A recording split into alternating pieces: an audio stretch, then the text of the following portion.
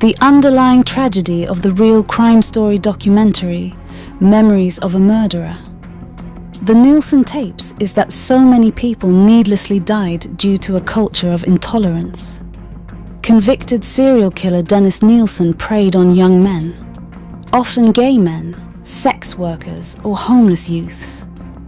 He would lure them home with the promise of food and shelter, and then he would kill them.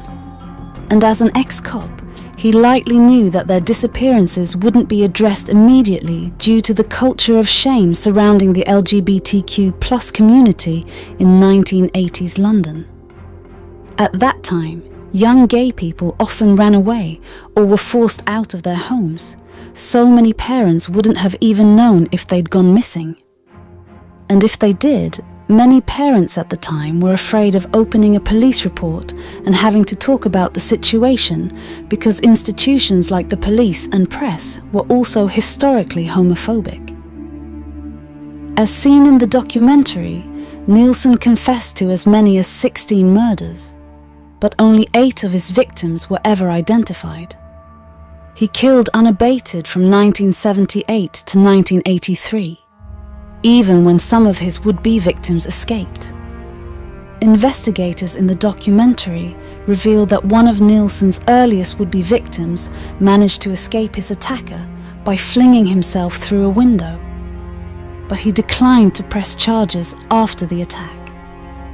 And Martin, who is only identified by a first name in the documentary, said he didn't go to the police after Nielsen's alleged attempt on his life, because he didn't want to be met with homophobia.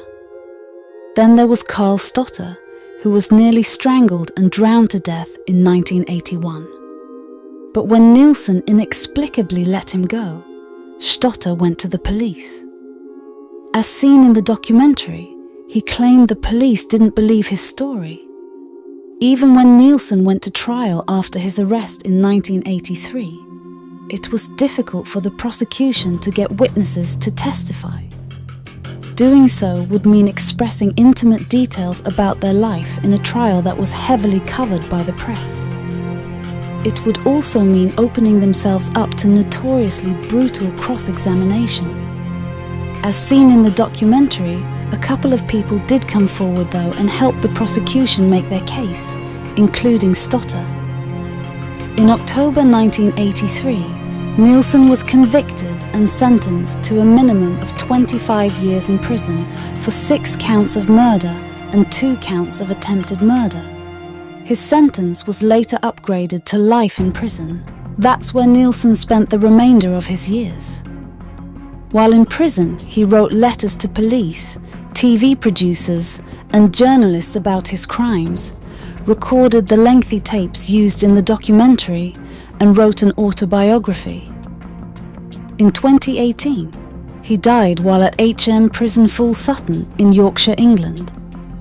According to the BBC, he underwent an operation for abdominal pain, but then suffered a blood clot. His cause of death was a pulmonary embolism due to an abdominal aortic aneurysm that had ruptured. He was 72. Even after his death, the impact of Nielsen's crimes linger on. While it could be argued that today so many young gay men couldn't go missing without people raising the alarm, there are still marginalized groups who fall prey to the same type of behavior Nielsen showed when he picked his victims. In the 2000s, several sex workers were murdered by the still unidentified Long Island serial killer, and their remains weren't discovered or identified for years. Last year was the deadliest one recorded for trans people in the United States. 45 trans men and women were murdered in 2020.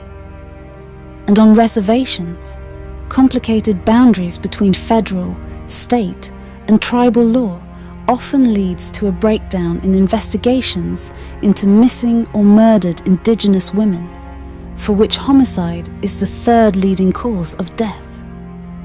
So long as our society continues to effectively treat groups of people as expendable, so will killers.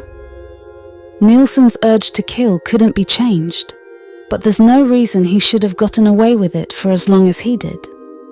He could have been stopped years before he made his final kill if people hadn't feared coming forward, or if police had taken missing person reports seriously.